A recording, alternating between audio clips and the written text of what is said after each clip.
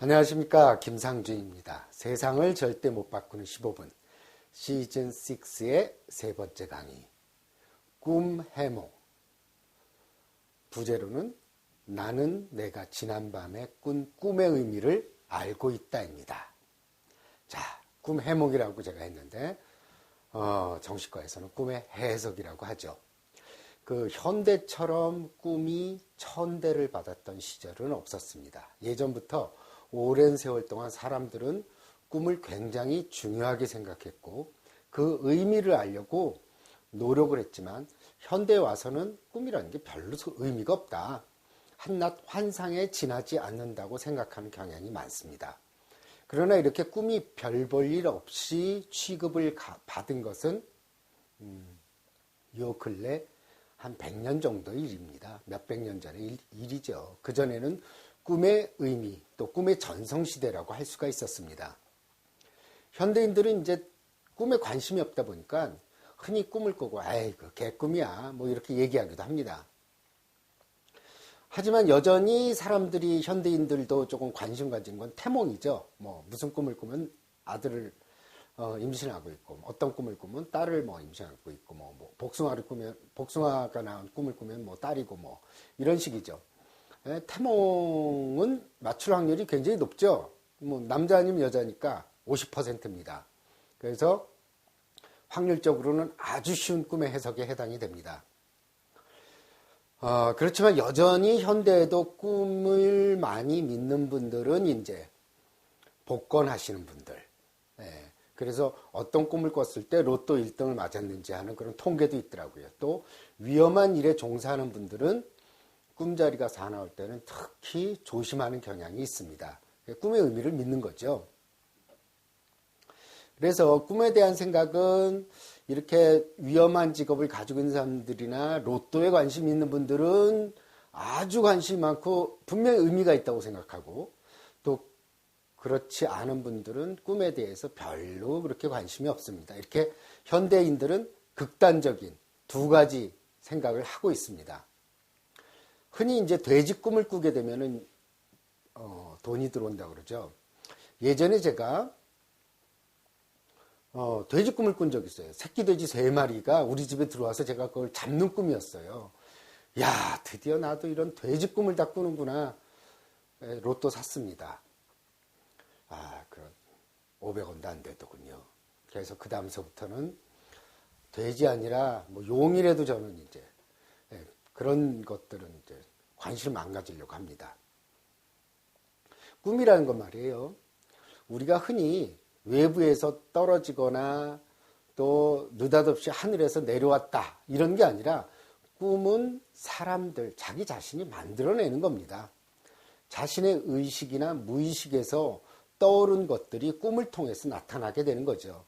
그래서 꿈에는 우리가 정신과적으로 또 심리적으로 볼 때는 자기가 생각지도 못했던 어떤 갈등을 풀어줄 열쇠가 있기도 하고 자신이 어떤 결정을 내리지 못할 때 좋은 결정을 내리는 조언자이기도 합니다. 또한 자신이 항상 고민하면서 이 문제를 어떻게 풀어야 될까 하는 그랬을 때 창의성도 꿈은 우리에게 가르쳐 줍니다. 그런 예들이 있죠. 그래서 그 작가인 메리 셸리가 작품을 하나 써야 되겠는데 뭘 쓸까 하다가 꿈에서 프랑켄슈타인을 본 거예요. 그래서 메리 셸리는 프랑켄슈타인을 이란 소설을 완성하게 됐습니다. 또한 화학자인 케큘레 같은 경우는 도대체 이게 화학 구조식에서 뭐 하나가 빠져 있는 거예요. 그거를 발견해야 되는데 그게 우리가 이제 화학 공부해서 아시지만 벤젠고리, 육각형 벤젠고리죠. 그걸 어떻게 발견했냐 하면은 꿈속에서 뱀이 자기 꼬리를 물고 있는 걸 보고 벤젠고리를 창안해냈던 거죠. 이런 창의적인 꿈도 있습니다. 또 제임스 카메론 감독은 이렇게 회상을 하는데 꿈속에서 붉은 눈을 가진 괴물이 나타나는 것을 보고 터미네이터라는 영화를 만들게 됐습니다. 이처럼 꿈은 항상 자신에게 무언가를 말하려고는 하지만 사람들은 그것을 너무 무시하는 경향이 있습니다. 그러나 꿈의 의미는 어때요? 그것을 알아내려고 애쓰는 사람의 몫이 됩니다. 의술의 신 아스클레피오스라고 그러죠. 지금도 의사들의 상징, 군의관의 상징이 지팡이에 뱀이 감겨져 있는 것. 그게 아스클레피오스의 바로 지팡이를 상징합니다. 아스클레피오스의 그 신탁소라는 데 있는데 거기 가면 병자들이 쭉 늘어서 있어요. 그래서 그 신전 안에서 잠을 자고 그 꿈에서 어떻게 병을 나을 수 있는지 그런 계시를 받기 위해서 아스클레피오스의 신전에 옛날에는 사람들이 모여들었습니다. 또 이런 신탁 중에서 그리스 신화에서 제일 유명한 게 뭐예요? 테베의 왕 라이오스가 있죠. 라이오스는 꿈을 꾸고 신탁을 받았더니 어떤 신탁이냐 하면은 아들에게 죽음을 당한다는 꿈을 꿨습니다. 그래서 어때요? 아들이 태어나자마자 시종을 시켜서 죽이라고 했는데 결국은 그 시종이 죽이지 않아서 오이디푸스가 성장해서 우연히 아버지랑 길에서 마주쳐서 싸움하던 끝에 아버지를 죽이고 어머니랑 결혼하는 그런 비극적인 결과를 낳기도 했습니다. 또 성경에도 꿈에 대한 얘기가 나와요. 성경 구절 창세기 40장 9, 10, 11절에 보면은 내가 꿈에 보니 내 앞에 포도나무가 있는데 그 나무에 3가지가 있고 싹이 나서 꽃이 피고 포도송이가 익었고 내 손에 바로의 잔이 있기로 내가 포도를 따서 그 즙을 바로의 잔에 짜서 그 잔을 바로의 손에 들였노라 라는 그런 게 있습니다. 그때 이 꿈을 꾼 관원장이 있었는데 그 요셉이 그 애굽에 끌려가서 그 감옥에 있게 되죠. 그래서 이 관원장이 꾼 꿈을 요셉이 해석을 해줍니다. 그 해석 내용은 뭐냐면 꿈속에서 나오는 포도나무의 3가지는 사흘이라 지금부터 사흘 안에 바로가 당신의 머리를 들고 당신의 전직을 회복하리니 당신이 이왕의 술 맡은 자가 되었을 때 하던 것 같이 바로의 잔을 그 손에 받들게 되리다. 이게 창세기 40장 13절에 나오는 구절입니다. 이 꿈의 내용을 보고 요셉은 3일 안에 그가 다시 복직될 것이라는 해몽을 해주게 됩니다. 이 고대는 꿈의 시대였습니다. 그래서 옛날 제사장들은 꿈을 통해서 한 나라의 운명을 판가름하고 시대의 변화를 예고했습니다.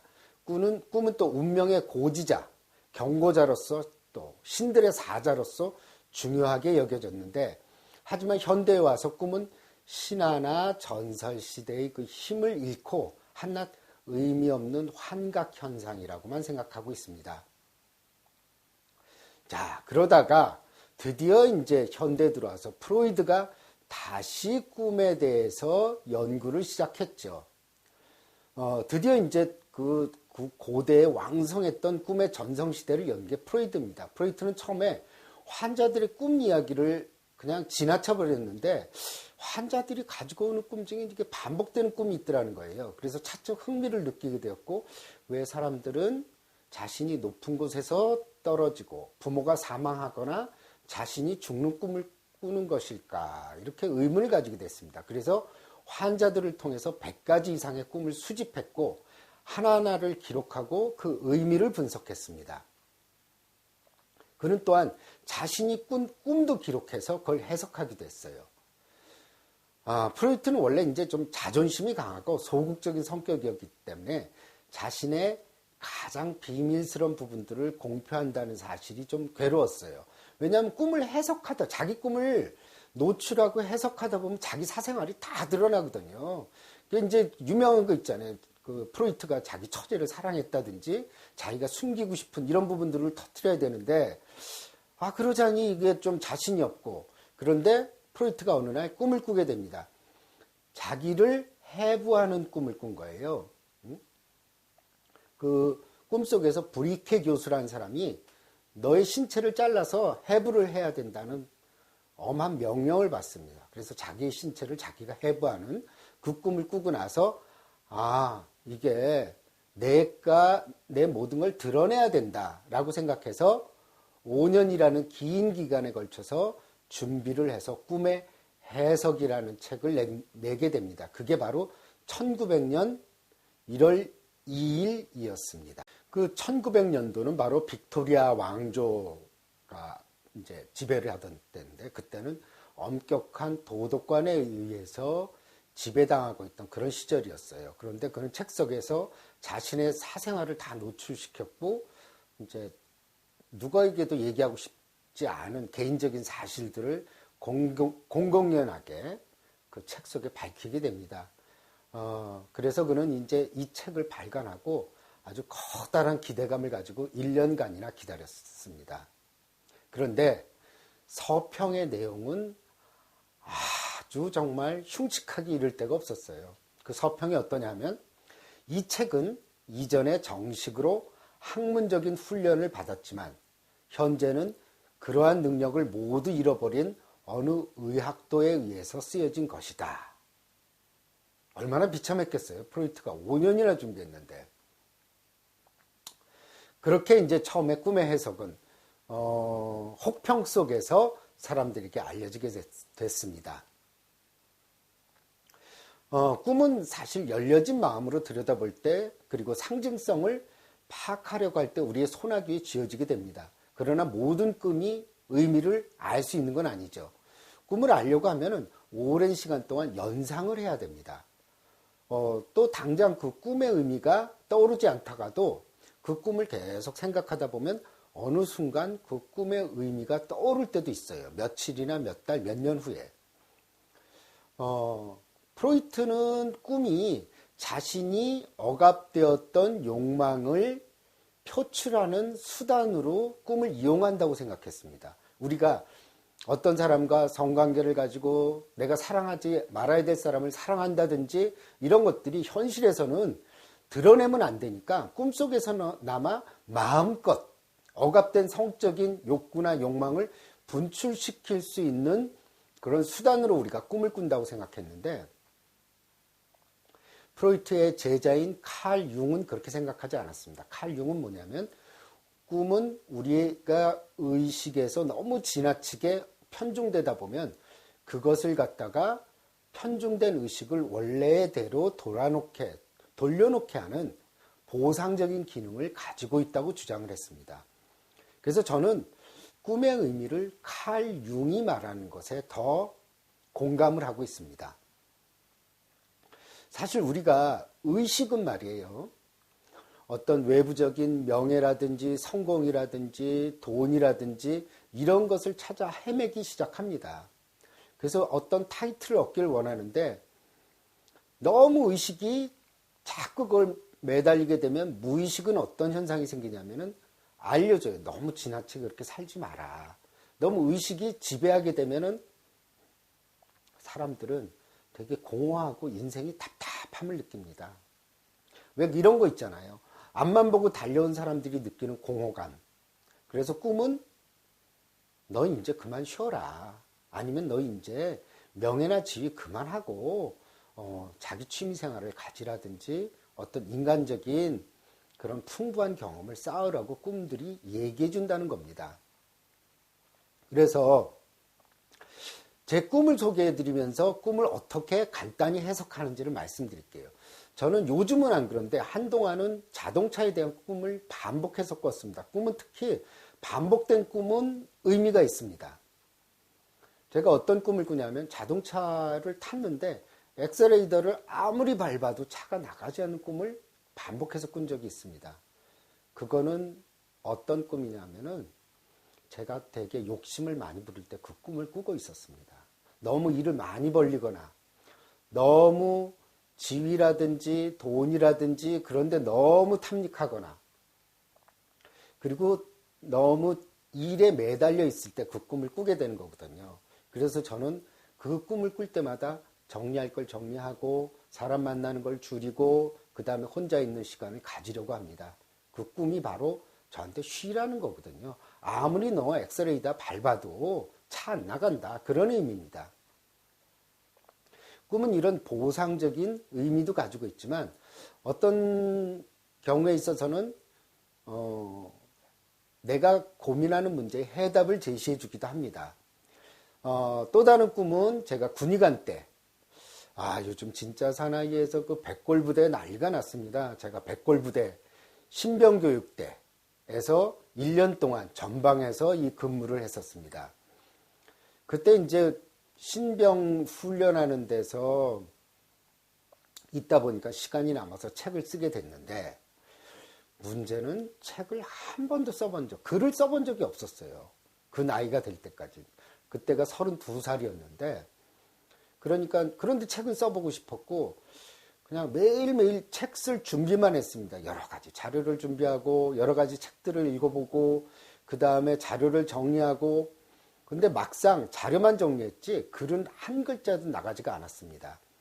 그러던 차에 어떤 꿈을 꾸게 되었냐면은, 지하철을 탔는데요. 지하철을 탔는데 표가 없는 거예요. 그런데 차장이 나한테, 지하철을 타고 가려면은, 신문을 팔아야 된다는 거예요. 그래서, 진짜 신문 파는 거 좀 창피한데? 그러면서 신문을 내가 한 3부 정도만 집어들었습니다. 그래서 3부를 집어들어서 딱 보니까 이게 3부가 아니라 10부인 거예요. 그래서, 진짜 이거 창피하게 이 신문을 어떻게 파나. 그렇게 생각을 했습니다. 그래서 꿈은 말이에요. 이런 게 있거든요.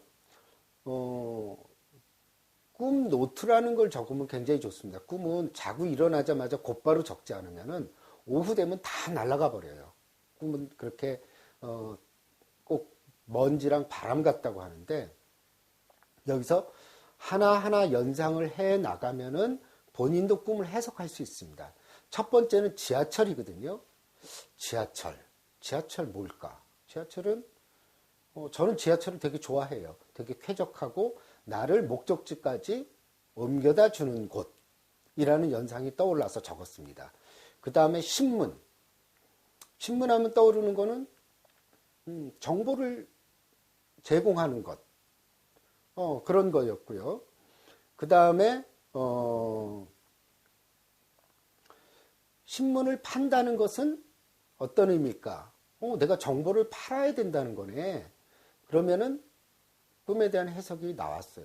내가 지하철을 타고 목적지에 가기 위해서는 창피한 걸 무릅쓰고 신문을 팔아야 된다는 것을 의미했습니다. 그래서 가만히 생각해 보니까 제가 책을 준비를 3, 4개월, 4, 5개월 하면서 왜 글을 안 썼는지 드디어 이유를 알았어요. 왜냐하면 전문의 마치자마자 그 해에 저는 이제 군의관으로 입대를 했는데, 내가 이렇게 정신과 의사로서 레지던트 4년뿐이 경험이 없는데 감히 어떻게 정신과에 대한 책을 쓸 수 있을까 하는 그런 부분들, 그리고 내가 가진 정보를 책으로 전달했을 때 다른 정신과 선배나 또 정신과 그 교수님들이 이게 뭐라고 하지 않을까, 또 창피당하지 않을까 하는 두려움이 있었다는 것을 알게 되었습니다. 그걸 제가 몰랐던 거죠. 그런데 어때요? 지하철을 타고 목적지에 가기 위해서는 창피함을 무릅쓰고 정보를 팔아야 된다는 것은 창피함을 무릅쓰고 내가 가지고 있는 정보들을 책을 통해서 그것을 발표해야 된다는 의미를 알게 됐습니다. 그래서 제가 이런 의미구나. 그래서 그 다음날서부터 책을 쓰기 시작했습니다. 여러분, 책을 쓰는 거를 굉장히 글을 쓰는 걸 굉장히 어렵다고 생각하거든요. 그러면 장문법이라는 책 한두 권만 읽으시고요. 너무 많이 읽지 마시고, 두 번째는 뭐냐면 요즘은 컴퓨터 워드 작업이 쉬우니까 맞춤법, 글의 문맥 이런 거 다 따지지 말고 그냥 떠오르는 대로 무조건 다 쓰세요. 다 쓰시고 그 다음에 다시 봐서 불필요한 부분들 잘라내고, 그 다음에 앞뒤 안 맞는 부분들은 순서를 바꾸면 돼요. 이게 뒤에 있는 게 앞으로 옮기면 되겠구나. 그렇게 해서 또 다시 보세요. 한 10번 정도를. 글은 짧으면 짧아질수록 글은 좋은 글이 나옵니다. 그래서 그렇게 계속 했더니 글이 조금씩 느는 걸 알게 되었고, 그래서 한 챕터 한 챕터 쓰다 보니까 2년간에 걸쳐서 드디어 책이 나오게 됐습니다. 여기서 우리가 꿈은 뭐냐면 내가 어떻게 가야 될지, 내 문제는 무엇인지를 알려주고 있었던 겁니다. 그래서 꿈 해석 참 쉽죠? 그냥 적어놓고 거기에 나오는 내용들에 대해서 떠오르는 대로 그냥 쭉쭉 쓰시고 그 연상된 모든 것들을 가만히 조합해 보면 꿈의 해석이 떠오릅니다. 그래서 저는 지금도 특별히 기억나는 꿈이 있으면은 워드 작업을 하고 연상을 하고 그걸 통해서 내가 지금 어떤 고민을 하고 있는지 또 내가 어떤 결정을 내려야 되는지 그런 부분들을 알려고 노력하고 있습니다. 꿈이라는 것은 이렇게 상징이라는 걸로 나타나게 됩니다. 그래서 아까 말씀드렸듯이 그런 연상을 하는 것은 이것을 번역하는 작업이에요. 지하철이 내 목적지를 말하고 신문이 정보를 말하고 또 신문을 팔아야 된다는 것이 내가 창피함을 무릅쓰고 글을 써야 된다는 것을 의미하듯이 이런 꿈이 가지고 있는 하나하나의 해석들을 알고 나가야 됩니다. 예전에 제가 봤던 어떤 분이 이런 꿈을 꿨어요. 문을 열고 나가니까 개가 2마리가 있었는데 개가 무섭지는 않았지만 내가 개가 들어오지 못하게 문을 막았다고 그래요. 문을 닫았는데 개가 자꾸 안으로 튀어 들어오려고 그랬고 결국은 문 밑에 조그만 문으로 인해서 개가 뛰어들어왔다는 꿈을 꿨습니다. 그래서 이 꿈에 대해서 그럼 개 하면 떠오르는 게 뭐냐 그랬더니 지저분하고 털이 빠지고 별로 좋은 감정이 없고 성적으로 지저분한 느낌도 든다 그래요. 그래서 꿈의 연상은 사람마다 다 틀려요. 만약에 애견가라면 개 그러면은 충성스럽고 사랑스럽고 자식 같고 이렇게 연상했을 거예요. 그러니까 사람들마다 개 그랬을 때는 개나 뭐 지하철 이랬을 때 사람들마다 느끼는 게 다르기 때문에 같은 꿈이라는 것은 없어요. 같은 의미로 해석되는 꿈은 없습니다. 그래서 꿈 해몽집은 일반적인 의미로 그냥 해석을 하는 거기 때문에 개개인에 맞춰서 그 꿈이 제대로 그 꿈을 해석할 수가 없습니다. 이처럼 근데 이 사람이 왜 이 꿈을 꿨냐면 이 분이 평소에 굉장히 강직한 성격이고 정직한 성격이에요. 남한테 아부하지도 못하고 남한테 그렇게까지 어떤 억지로 어떤 비즈니스를 하고 싶어 하지 않는 사람입니다. 그런데 아버님이 갑자기 돌아가신 바람에 할 수 없이 회사를 맡게 됐는데 하는 일은 맨날 할 수 없이 그냥 다른 거래처 사람들에게 비율을 맞추기 위해서 술집, 룸사롱 출입하면서 그 사람들 비율을 맞추고 그러다 보니까 그게 지나쳐서 그분이 공황장애가 생겼던 분이거든요. 그래서 그 꿈에서 나타나는 건 뭐냐 하면 처음에 문 밖에 개가 있는데 그 사람 개를 못 들어오게 하거든요. 그런데 억지로라도 개가 조그만 문을 통해서 들어온다는 건 어떤 의미냐면 이 사람은 너무 자기 자신이 반듯하게 살고 바르게 살고 정직하게 살아야 된다고 생각을 하고 있습니다. 되게 고지식한 사람이죠. 그게 아니라 개로 상징되는 게 뭐예요? 이 사람은 지저분하다. 성적으로도 그렇다. 또 털도 빠진다. 이거는 그 개를 받아들여야 된다는 의미입니다. 뭐냐?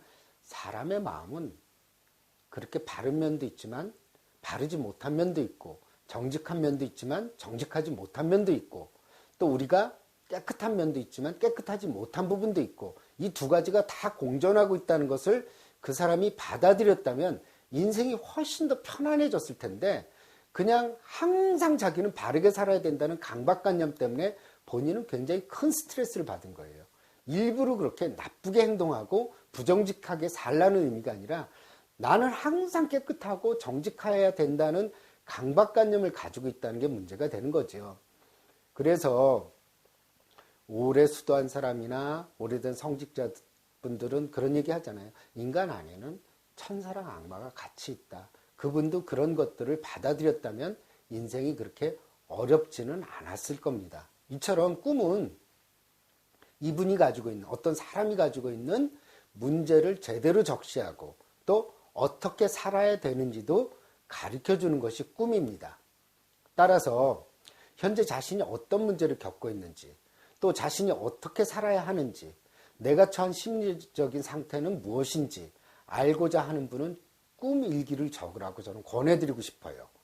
아까 말씀드렸듯이 꿈 일기는 새벽에 꿈을 꾸다 깼으면 얼른 머리맡에 놓인 수첩에다 꿈을 적어야 됩니다. 오후 되면 꿈이 다 날아가 버려요. 저도 한동안 꿈 일기를 적은 적이 있었거든요. 그리고 그거를 하나하나, 특히 연상을 할 때는 꿈속에서 제일 이게 왜 나타났을까 참 이상하다 하는 부분들부터 연상하면 제일 좋아요. 예를 들어서 제가 아까 꾼 꿈 중에서는 신문을 파는 꿈. 아니 내가 정신과 의사인데 신문을 왜 팔지? 그런 것부터 좀 이상한 부분부터 연상을 해나가면 좋습니다. 그리고 나머지 그런 부분들에 대해서 연결해 나가면 도움이 되겠죠. 그래서 여러분들 제가 간단하게나마 꿈의 해석에 대해서 말씀드렸는데 생각보다는 어렵지 않습니다. 여러분, 우리의 무의식이 우리에게 가르쳐주는 것을 그것을 찾고자 하는 사람의 몫입니다. 인생의 3분의 1은 사실 잠과 꿈 속에서 보낸다는 것을 잊지 마시기 바랍니다. 감사합니다.